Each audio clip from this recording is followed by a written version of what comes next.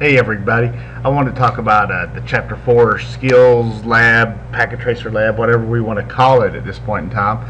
For just a minute, this lab is one of my favorites. I take a second just to talk about servers. A long time ago, 20 some years ago, when I got to work on my first server, of course it was a nightmare. It was a Unix server and it was in a hospital and I screwed everything up.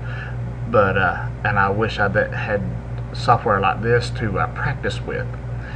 It would have made my life a little bit simpler. But anyway, when you pull the lab up, I've already completed this lab, but I wanted to show you this connection will not be made. Neither will this connection with PC PT1A. You have to configure both of them.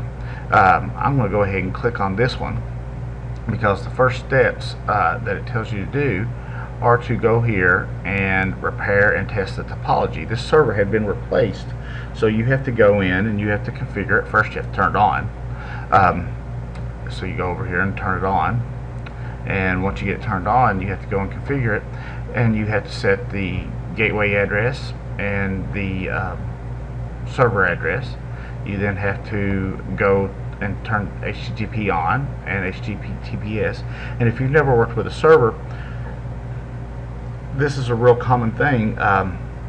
You have to turn each function on depending on the server you want to use, and one computer server can serve many functions and dish out many things. But I wanted to pause on this one because in the real world, even though a lot of people will do that, I'm a little bit old and odd. I like to have individual servers for each individual thing. It's not cost efficient at all, but it's really efficient when you work on something, because when your web server goes out and all it is a web server, you don't have to worry about other things. But anyway, that's neither here nor there. Cisco will tell you otherwise. You have to turn on the DHCP so that the other computers that you set up in a few minutes will be able to get their IP address. You also have to turn on, I think that's it. Oh, you have to configure the IP address. So once those are configured, then you go down to this server and you have to give it a gateway address, a DNS server, and you have to also set its IP address. One other thing on this server that you have to configure before you connect it is the DHCP, no. The HTTP, nope. Let me find it. The DNS record, the A record.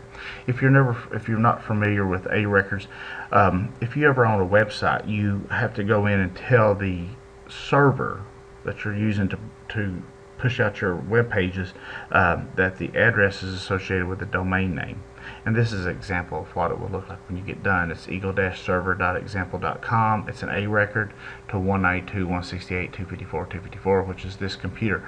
You can also do this like at GoDaddy or Bizland or other websites if you're using those, to go in and set up your email, set up your web server to tell the server what functions it wants to do, and those are all called A records.